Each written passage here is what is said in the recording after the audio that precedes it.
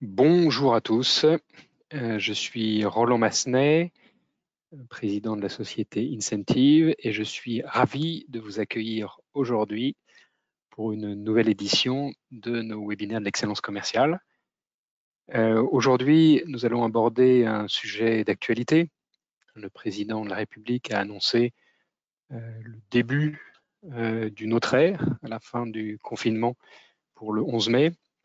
Reste une crise profonde, une crise financière, une crise morale, une crise sociétale. Et dans ce cadre-là, vous, managers, dirigeants, vous allez être amenés à animer la performance dans un contexte d'incertitude. Ensemble aujourd'hui, nous allons explorer les enjeux de cette nouvelle configuration. Et nous allons regarder quelles sont les pistes de réflexion que nous devons avoir en tant que manager pour faire face à trois grandes tentations qui peuvent nous séduire dans ces contextes de crise. Tout d'abord, on va commencer par notre habituel « Vous êtes formidable ». Aujourd'hui, vous êtes 630 personnes inscrites à ce webinaire. Merci encore de votre confiance. Ça nous fait chaud au cœur et ça nous prouve que on essaye avec vous d'aborder des sujets qui vous concernent et qui vous aident concrètement au quotidien à manager vos équipes. Très rapidement, qui sommes-nous? Incentive est un éditeur de logiciels français qui vous permet d'agréger dans une application mobile tous les outils de management dont vous avez besoin pour engager vos équipes. Nous travaillons pour vous aider à aligner les équipes sur vos priorités, à faire progresser chaque collaborateur avec du coaching collaboratif. Et dans le coaching collaboratif, il y a des applications de micro-learning, d'innovation collaborative, de digitalisation des rituels managériaux, de gestion des tâches et des missions, et une plateforme intégrée de gamification et de motivation pour donner du sens au quotidien à vos équipes. Aujourd'hui, on travaille dans un peu plus de 20 pays, dans 7 langues, dans des environnements technologiques et industriels très variés. Alors, maintenant revenons au sujet du jour, l'enjeu. L'enjeu de gérer une entreprise dans un contexte de crise. L'enjeu principal, il est dans la perte du récit organisateur. La perte du récit organisateur. Les crises augmentent nos incertitudes. Les crises augmentent nos incertitudes. Je vivais à New York en septembre 2001. Le matin du 11 septembre, j'ai pris mon pass train, qui est l'équivalent du RER là-bas, et à 9h moins le quart, j'ai changé de station à World Trade Center pour remonter quelques stations pour arriver à mon bureau. Un quart d'heure plus tard, le premier avion frappait, puis le deuxième, et tout s'effondrait. Tout s'effondrait, les tours se sont effondrés, et avec les tours, la fierté, les certitudes politiques, économiques de tout un pays et de toute une société. Les crises augmentent nos incertitudes au moment où les avions frappent. Les incertitudes se multiplient à très court terme. Je me souviens, alors c'était assez dramatique, on n'avait plus d'informations, les téléphones étaient coupés, Internet était coupé, la télévision, quand on est au bureau, il n'y a pas de télévision, donc aucune source d'information. La seule source d'information qu'on ait trouvée sur le moment, c'est de descendre dans la rue. Et puis, les personnes qui avaient des voitures ouvraient leur voiture, les 4 portes de leur voiture en grand, et puis allumaient la radio. Et donc, on s'est retrouvé dans un contexte de Deuxième Guerre mondiale où pour avoir les seules informations fiables, qui ne soient pas des rumeurs colportées, il fallait allumer la radio dans la rue. Et les questions qui se sont posées, c'est combien y a-t-il encore d'avions dans le ciel? Est-ce que ce sont des attaques chimiques ou bactériologiques? Qui a coordonné les attaques? Où sont les autres terroristes? Et puis très rapidement, des questions moyen terme. Quels autres scénarios doit-on envisager pour protéger la population? Quels impacts sur la consommation? Quels impacts sur l'économie et sur les entreprises? Et puis également, très rapidement, des questions autour de faut-il un nouvel ordre mondial? Est-ce la fin de la démocratie? Va-t-on être obligé d'établir des niveaux de sécurité pour se protéger qui vont mettre à mal les libertés individuelles? Et à quoi ressemblera le monde de demain?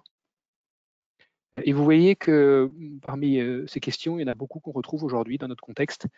Et ce qu'on va faire ensemble aujourd'hui, c'est essayer de prendre du recul pour se dire comment aborder en tant que manager, en tant que dirigeant, ces périodes d'incertitude. Déjà, quelles sont les conséquences de l'incertitude sur nos équipes, sur nos comportements, sur nos modèles mentaux, et comment s'y adapter pour engager, rassurer et sortir de la crise le plus rapidement possible.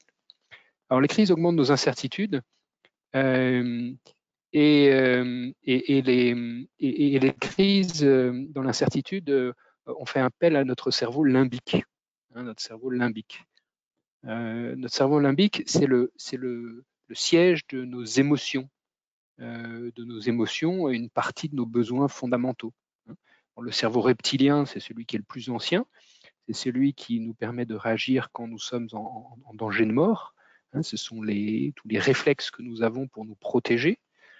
Le cerveau limbique, c'est le cerveau qui s'est développé après le cerveau reptilien, qu'on va retrouver développé chez des animaux, et bien sûr fortement aussi chez les hommes. Et donc, dans l'incertitude, on redevient des êtres émotionnels. L'incertitude, ça ne veut pas dire le danger de mort, mais ça veut dire une détresse qui court-circuite le cortex, qui court-circuite nos processus de raisonnement et d'apprentissage. Et il y a une étude d'Harvard, d'un professeur d'Harvard et d'un professeur de l'Université de Virginie, qui démontre que le sentiment, juste le sentiment d'incertitude, renforce nos réactions affectives. Donc c'est un fait. Et alors comment ces réactions affectives impactent notre manière de manager? Dans l'incertitude, nous faisons appel à nos modèles mentaux existants. On veut retourner sur nos bases, et nos bases, elles sont chacune spécifiques. Alors là, j'ai pris deux exemples. En Asie, face au virus, la réaction des autorités dans les pays d'Asie, leur modèle mental, c'était l'épidémie du SARS en 2002-2003, qui a touché principalement l'Asie. Vous voyez là à gauche, les gros carrés rouges, et touche essentiellement la Chine et les pays autour de la Chine. Et donc, quand le coronavirus est arrivé, c'est le modèle de SARS, donc avec des taux de mortalité extrêmement préoccupants à l'époque, même si ça avait touché beaucoup plus petit nombre de personnes. Ce modèle-là est très présent dans les politiques, chez les politiques en Asie. Notre modèle mental à nous, en Europe, et particulièrement en France, c'est le dernier épisode de la grippe A de 2012, où le gouvernement a décidé de commander près de 12 millions de vaccins, et on a assez rapidement accusé Roselyne Bachelot d'être un suppôt des laboratoires pharmaceutiques et de gâcher l'argent du contribuable. Et on s'est largement, la presse s'est largement moquée de la ministre de la Santé de l'époque. Donc on arrive avec chacun des modèles mentaux différents qui ne prennent pas en compte la réalité, les chiffres objectifs, mais qui prennent en compte la représentation de la réalité. Et comme le dit très bien notre ami Héraclite, Héraclite, on ne se baigne jamais dans la même eau. Et donc, chaque crise est spécifique et on ne peut se conforter avec les modèles mentaux existants. En plus d'avoir des modèles mentaux qui peuvent différer, il y a des biais cognitifs qui s'immiscent même dans le raisonnement des plus grands experts. Et là, je reprends une étude qui a été citée par une excellente conférence d'Olivier Sibony il y a une semaine ou 2 semaines sur l'analyse des biais cognitifs dans les réactions au coronavirus. Je reprends cette étude. C'est une étude qui date de l'université qui date de mars, faite par l'université de Massachusetts. Là, vous avez sur ce graphe les estimations d'une quinzaine d'experts, les plus grands épidémiologues américains, qui donnent une prévision de nombre de cas de coronavirus reportés pour dans 15 jours. Donc, l'enquête est faite le 16 et le 17 mars, et on leur demande, dans 15 jours, le 29 mars, combien est-ce qu'il y aura de cas qui auront été reportés de coronavirus. Et donc là, vous avez toutes les réponses. Vous avez toutes les réponses avec à chaque fois l'estimation, le point bleu, et puis vous avez autour du point bleu la barre des estimations, des incertitudes des scientifiques. On parle là uniquement d'experts, des gens qui connaissent le mieux les processus de diffusion virale aux États-Unis. Et donc on voit que en moyenne, la prévision moyenne, c'est 19 000 cas. Il y aura au 29 mars 19 000 cas de coronavirus reportés aux États-Unis. Et donc, chacun de ces scientifiques a les mêmes modèles, a les mêmes informations au sujet du virus, et donc donne son estimation. 15 jours plus tard, donc on parle vraiment d'un temps très très court, avec des experts, et bien 15 jours plus tard, le nombre de cas est de près de 142 000, 141 700 exactement. Tout ça montre que même avec une connaissance forte des mécaniques du virus, même avec une conjonction d'experts, on arrive à des estimations qui sont très largement, près de 7 fois inférieures à la réalité. Et ce qui est presque beaucoup plus préoccupant et étonnant, c'est que quasiment aucun de ces épidémiologues n'a intégré dans sa zone d'incertitude ce chiffre de 142 000. On n'en a que 3 qui finalement ont de leur zone d'incertitude ce 142 000. Et ça, là, on a affaire clairement à un biais cognitif. Un biais cognitif, on ne peut pas l'empêcher. C'est la représentation mentale que l'on a d'un environnement en zone d'incertitude. Il y a beaucoup d'inconnus. Et quand on manage avec beaucoup d'inconnus. On doit prendre des décisions avec peut-être 10, 15, 20, 30% de l'information. C'est vrai aussi des experts. Et donc les experts avec des modèles, ils ont les mêmes modèles de diffusion exponentielle. Donc ils opèrent leur modèle. Et puis ensuite, ils interprètent toutes les inconnues, toutes les choses, les informations qu'ils ne connaissent pas, et ils en donnent une interprétation personnelle avec leur biais cognitif. Et dans les biais cognitifs, il y a bien sûr le panurgisme, le fait de si quelqu'un dit que dans mes discussions avec mes collègues épidémiologues, on se dit que c'est pas très grave, finalement, je vais dire aussi que c'est pas très grave. Voilà. Et puis il y a d'autres biais de minimisation du danger, voilà, qui interviennent. Donc on est face à l'incertitude dans une situation complexe où même les experts peuvent se tromper, même les experts sont soumis à des biais cognitifs. Alors, quel est l'enjeu finalement? Le vrai enjeu, c'est d'être bon et efficace. C'est d'être bon et efficace.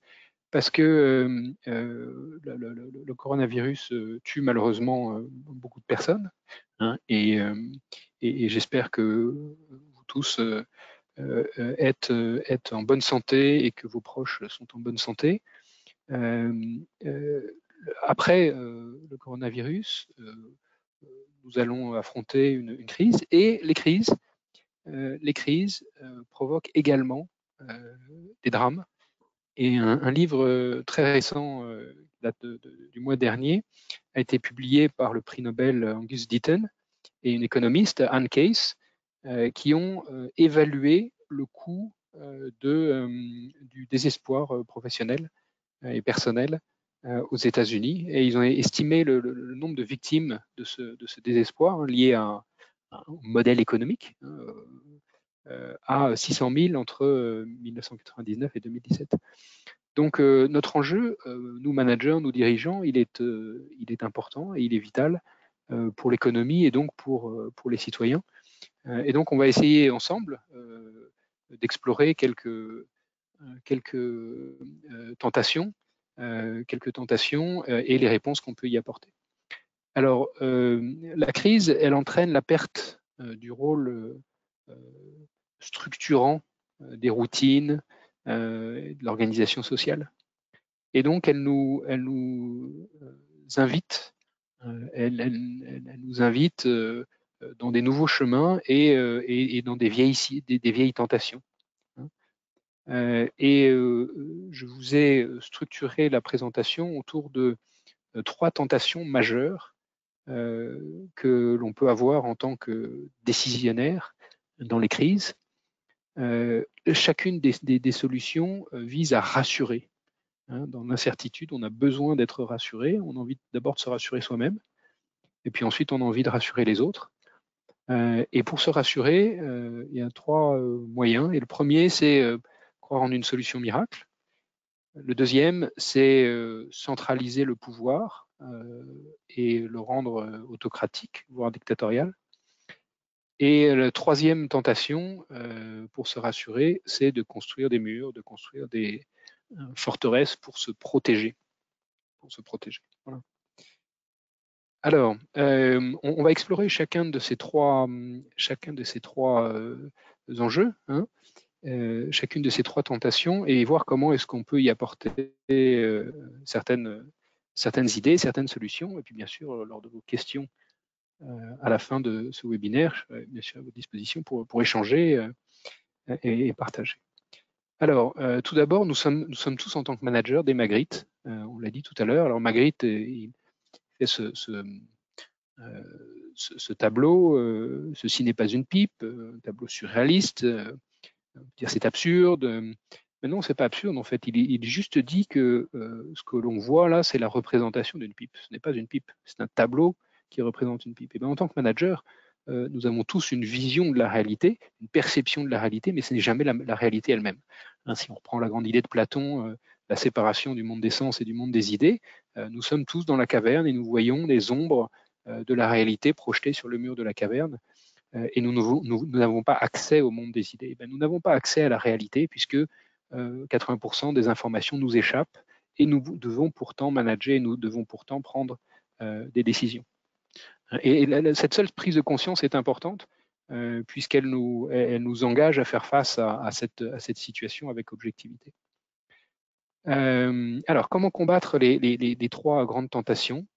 Nous allons voir la solution miracle, la dictature centralisatrice et la tentation de la forteresse. Alors, la solution miracle. La solution miracle, tout d'abord, qu'est-ce que c'est concrètement? La solution miracle, l'exemple de solution miracle, c'est le déni. Le déni, on l'a eu sur un certain nombre même d'experts, de médecins à la radio, à la télé, qui au début disaient les actions du gouvernement font certainement plus de mal que la maladie qui n'est finalement qu'une grippe. Il y a entre 5 et 10 000 personnes qui meurent de grippe chaque année, c'est pas très grave. Deuxième solution miracle, c'est tout reviendra comme avant finalement. Oui, c'est compliqué aujourd'hui, mais ça reviendra demain. Et puis, troisième exemple de solution miracle, c'est on va tout changer, on va tous changer, on va tous faire faire la révolution et ça ira bien, les lendemains chanteront. Alors ces solutions miracles, le problème c'est que finalement nos équipes, elles n'y croient pas vraiment, ou elles savent quelque part au fond d'elles-mêmes que ce n'est pas réaliste. Et donc comment est-ce qu'on peut combattre ces solutions miracles? Alors le premier j'ai retrouvé dans le théâtre classique, et Boileau écrit dans l'Art poétique en 1674 qu'en un lieu, en un jour, un seul fait accompli tienne jusqu'à la fin, le théâtre rempli. Voilà. Et donc avec un jeu de mots avec son collègue Racine, je voudrais nous inviter à retrouver les racines opérationnelles. Alors, retrouver les racines opérationnelles, ça veut dire quoi? Ben, ça veut dire qu'en un lieu, en un jour, sur un objectif opérationnel, on tienne nos équipes occupées. Et donc, ça veut dire qu'il faut cultiver notre jardin pas à pas. C'est chaque jour prendre une initiative simple et réalisable. Par exemple, rappeler tous les clients pour leur demander comment ils vont. Ça peut être mettre à jour son CRM, ça peut être faire avancer un projet structurant, mais un jour, un objectif simple à piloter localement dans le cercle du manager de proximité. On veut retrouver ses bases, on veut retrouver une unité, alors là, une unité de fait, une initiative simple et réalisable, une unité de lieu à piloter localement, et puis une unité de temps, c'est célébrer la réussite chaque jour se concentrer sur des actions concrètes qui nous permettent d'avancer et qui évitent de partir dans les rêves et les suppositions. Et puis accompagner tout ça dans un discours concret de vérité. Et finalement, ça a été très bien résumé dans une conférence que je vous invite à regarder, qui a été faite par l'amiral William McRaven, qui est commandeur des forces spéciales américaines, qui dit, il s'adresse à des étudiants et il leur dit pour changer le monde, commencez par faire votre lit, puisque si vous faites votre lit le matin, c'est une bonne habitude, et puis le soir quand vous vous coucherez, si vous avez une sale journée, vous vous coucherez dans un lit qui est bien fait, et puis vous aurez déjà cette fierté d'avoir fait quelque chose de bien dans la journée chaque jour. Et ben je trouve ce discours, et je vous mettrai dans la présentation le lien vers la vidéo, finalement très inspirant en période de crise. Il faut retourner aux basiques, il faut cultiver notre jardin, il faut faire son lit le matin. Voilà. Deuxième tentation, la dictature centralisatrice. Alors la dictature centralisatrice, qu'est-ce que c'est? C'est les aides étatiques. Je ne dis pas qu'elles sont mauvaises, bien au contraire.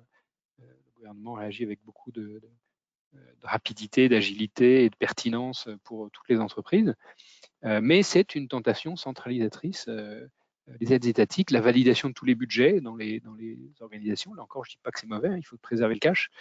Mais ça implique des biais cognitifs qui sont potentiellement très dommageables par la suite. Et puis la centralisation de toutes les décisions.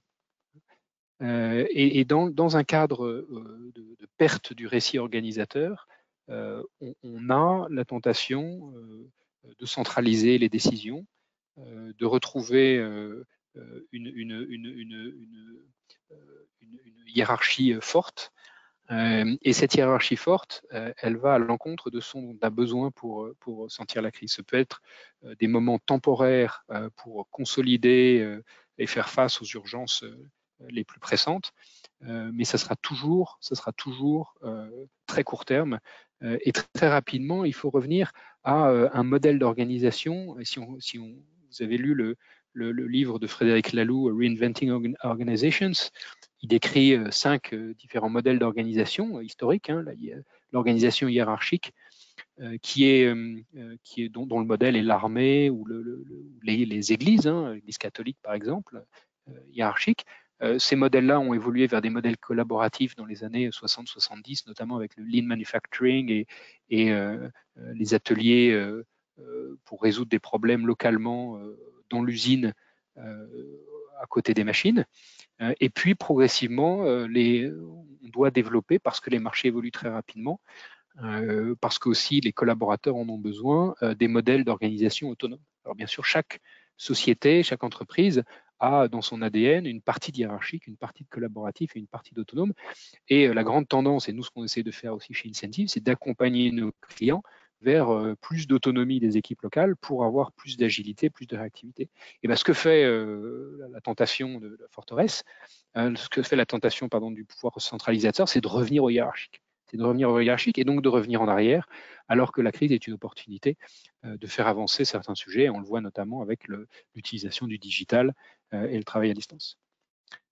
Les initiatives concrètes, il faut renverser la réflexion et plutôt que se dire je vais tout centraliser, se dire comment je peux mettre au service du terrain, comment je peux les rendre autonomes, comment moi le siège, je peux les rendre autonomes en segmentant les approches par type de personnel, comment je vais pouvoir accompagner mes assistants, mes commerciaux sédentaires, mes commerciaux terrain, mes managers, mes directeurs régionaux et décliner un plan pour chaque type de personnel et s'assurer qu'on apporte de la valeur à chacun à travers de la formation, du coaching, de l'accompagnement, des outils qui vont leur permettre de mieux manager, organiser des challenges d'innovation collaborative sur les sujets en cours, et puis bien sûr développer l'autonomie.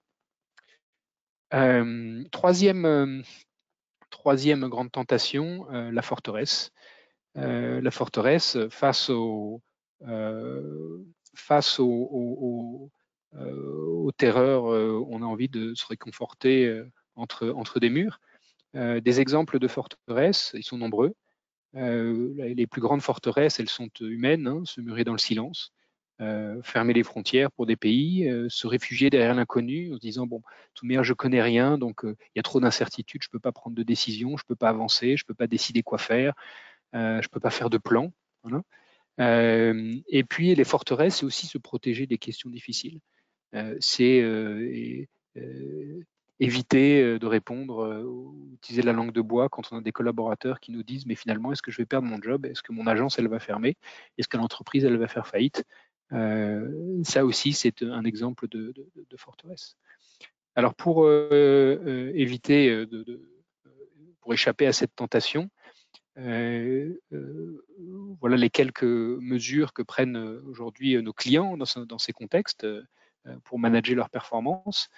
C'est une communication confiance. Alors sur les rituels de communication, ça c'est assez classique. Définissez quelques questions coaching. Les questions coaching, c'est des questions très ouvertes. On va s'intéresser avec beaucoup d'empathie à comment la personne se sent et comment est-ce qu'elle compte faire cette tâche et essayer de l'inviter à réfléchir à son organisation. Donc là, on a aussi un certain nombre de templates et de contenus à votre disposition si ça vous intéresse. Appeler, alors segmenter les approches par type de personnel, on en a parlé tout à l'heure. Appeler tous ses partenaires. Appeler tous ses partenaires pour retrouver du lien de confiance. Si c'est un partenaire, même si on fait plus de business ensemble en ce moment, on a besoin de recréer cette communication, cette ouverture. On a besoin de renouer du lien, renforcer la communication client désintéressée. Comment je peux vous aider, comment ça va. Et puis, bien sûr, s'impliquer avec des associations. Ça aussi, c'est un très bon moyen de renouer la communication, s'intéresser à des gens qui sont dans des situations pires que les nôtres. Ça permet de relativiser et ça permet de se réouvrir à l'extérieur et de casser ces murs. Voilà pour la forteresse. Donc on a vu la rassurante solution miracle avec un enjeu d'être très concret face aux dictatures. Il faut renverser la vapeur et s'intéresser aux gens et s'assurer qu'on apporte de la valeur aux gens. Et pour la forteresse, ouvrir ses chakras vers plus d'organisation. Alors il y a d'autres enjeux, hein, il y a d'autres enjeux qui sont des enjeux de direction que j'aborderai pas aujourd'hui. Je vous ai listé quelques-uns qui sont la survie de l'entreprise, qui sont l'adaptation au nouveau contexte et qui sont la relance qui est clé pour établir la crise. On pourra éventuellement faire un webinaire sur ces enjeux-là et notamment comment est-ce qu'on relance en sortie de confinement, mais ce n'était pas l'objet du webinaire aujourd'hui.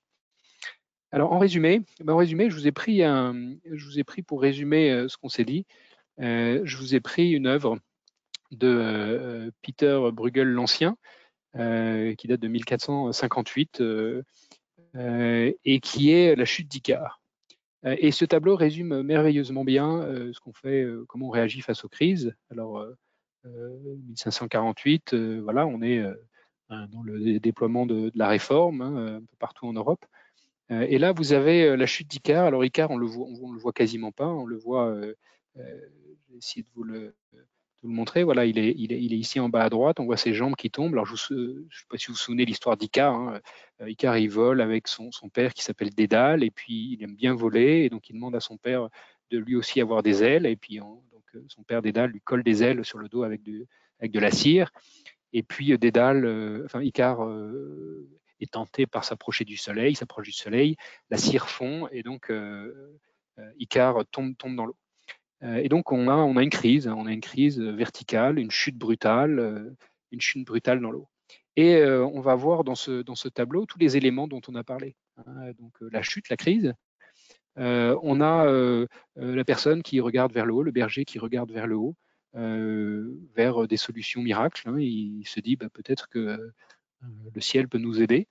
Ensuite, on va avoir la forteresse sur le tableau qui représente la contraction de l'âme humaine. À côté de cette forteresse, il y a le port qui, lui, montre l'ouverture, la nécessité. Et le port, on voit qu'il est plus vers le soleil, il est plus vers la lumière. C'est là qu'est la solution. Et puis, on a le pêcheur qui part à la recherche, concrètement, de solutions. Et puis, on a aussi qui travaille sur le bateau, juste au-dessus, face à la verticalité de la chute d'Icare. Il y a l'horizontalité de je vais partir à la recherche, je vais serrer les voiles, et puis je vais partir ensemble, en équipe, collectivement, à la recherche de solutions. Mais le grand témoignage de ce tableau, c'est l'homme que l'on voit en premier plan, qui cultive son jardin et qui va travailler jour après jour pour résoudre la crise. Voilà, je suis heureux de partager avec vous ce tableau, puisque je trouve qu'il résume merveilleusement bien les thèmes que nous avons abordés aujourd'hui.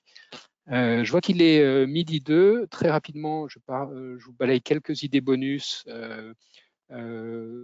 Mythologie et philosophie, un bon livre de référence à lire sur notre perception du monde et comment il change avec la philosophie. Un livre, une leçon de vie en période difficile, à la fois en tant que manager, mais aussi en tant qu'individu, Emotional Agility, un best-seller de Susan David. Et puis voir comment les hommes politiques affrontent les crises au XXe siècle, les 100 discours qui ont marqué le XXe siècle, aux éditions André Versailles. Voilà, je vous donne rendez-vous avant de passer aux questions mardi prochain. Mardi prochain, nous aurons l'immense honneur d'interviewer Stuart Diamond. Alors, Stuart Diamond, c'est le grand négociateur aux États-Unis qui conseille à la fois les forces spéciales, les grandes négociations internationales et puis de nombreuses entreprises dans leurs négociations stratégiques. C'est l'auteur de Getting More, qui s'est vendu à plus d'1,5 million d'exemplaires. Et nous aurons le plaisir de l'interviewer donc mardi prochain à 16h sur le thème négocier en temps de crise. Je suis sûr que vous serez nombreux pour cette interview exceptionnelle. Voilà, il est midi, nous sommes toujours attentifs à être très rigoureux. On sait que votre temps est précieux dans la gestion du temps. Et donc, on vous promet à chaque début de webinaire que dans 30 minutes, vous êtes libre. Donc, vous êtes libre. Et je serai ravi de répondre à vos questions si vous en avez.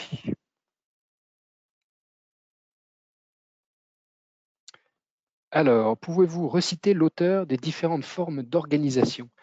Alors, il s'agit d'un. Alors, il y a beaucoup de travaux qui ont été faits sur l'histoire des organisations et sur leurs évolutions.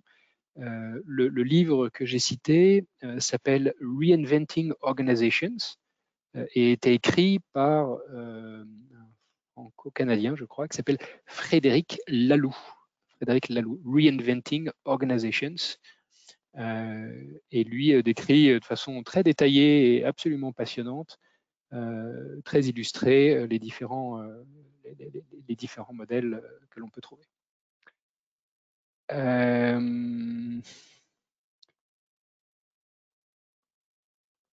Alors, manager l'inconnu, cela veut dire que l'instinct managérial devient primordial. Alors oui, l'instinct managérial devient primordial, mais la difficulté, c'est que, comme on l'a vu, l'instinct, il peut être l'instinct ou l'intuition peut être fortement perturbé par nos propres biais cognitifs.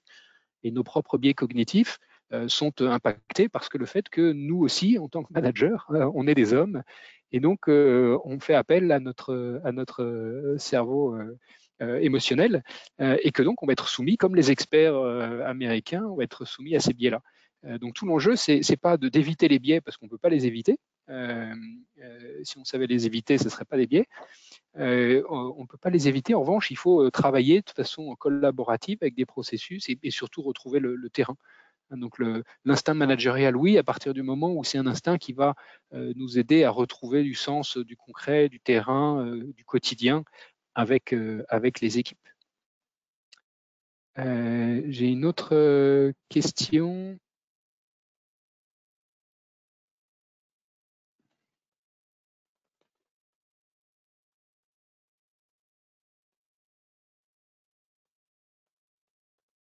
Alors, comment manager la reprise? Comment manager la reprise? Alors ça, c'est une vraie question, et on travaille en ce moment avec beaucoup de nos clients sur ce sujet, sur quel plan d'action mettre en place dans cette reprise, sachant que les configurations de travail vont rester transformées, puisque le confinement va se libérer progressivement, et puis que beaucoup de collaborateurs voudront aussi prendre des précautions pour se protéger face à une épidémie qui risque encore de durer. Donc, la gestion de la reprise, elle est tout d'abord, elle doit, je pense, se faire en 3 temps, enfin à 3 niveaux. Le premier, c'est reprendre sur les fondamentaux, et donc recréer des routines qui seront peut-être un peu différentes des routines précédentes parce que les conditions de travail sont différentes, mais recréer très vite des routines pour redonner confiance aux gens, leur capacité à être successful dans cette période-là. Donc là, on retrouve les mesures pour faire face à la première tentation, hein, des solutions miracles. Retrouver du quotidien, cultiver son jardin avec son équipe. Donc ça, au premier niveau, c'est travailler sur le métier. Hein, travailler sur le métier, refaire des formations sur les fondamentaux, sur le discours, sur le ciblage, sur les offres, sur le réglementaire, suivant vos environnements. Impliquer les managers, bien sûr, dans le coaching. Profiter de cette occasion pour renforcer l'autonomie des managers, pour en faire des managers coach. Hein. C'est notre grand message chez Incentive. C'est pour ça qu'on a créé Incentive, c'est pour aider les entreprises à engager leurs managers à devenir de meilleurs coachs. Donc, pousser l'autonomie des managers pour retravailler sur les fondamentaux du métier. Ensuite, il y a un deuxième niveau de travail qui est sur la posture managériale, avec une posture d'écoute. Hein, on va vivre des périodes avec des fortes tensions émotionnelles, psychologiques. Si certains d'entre vous ont suivi mon dernier webinaire sur les confinements, les leçons de sous-mariniers, un des messages clés, c'est les tensions psychologiques, elles deviennent plus fortes au bout d'un mois. Hein, ça fait un mois qu'on est confiné, donc les tensions psychologiques, elles vont commencer à apparaître dans vos équipes. À partir de maintenant, elles vont se faire plus vives, plus tenaces, et donc il y a une vraie posture managériale à accompagner, à transformer, qui est une posture plus empathique, plus d'écoute, tout à fait dans la dimension coaching. Donc, travailler sur les fondamentaux en impliquant les managers, travailler sur la posture managériale avec plus d'empathie et une posture coaching.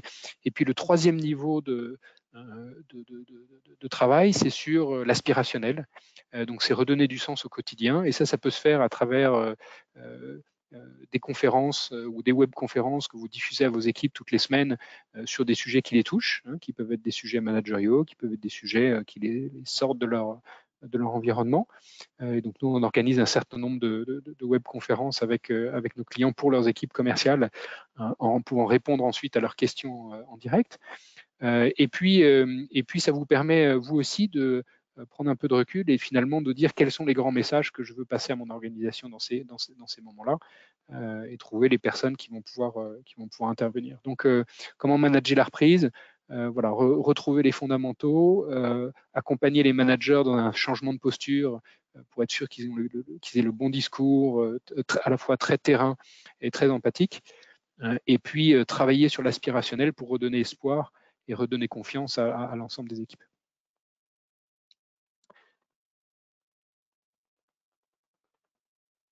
Alors, je regarde.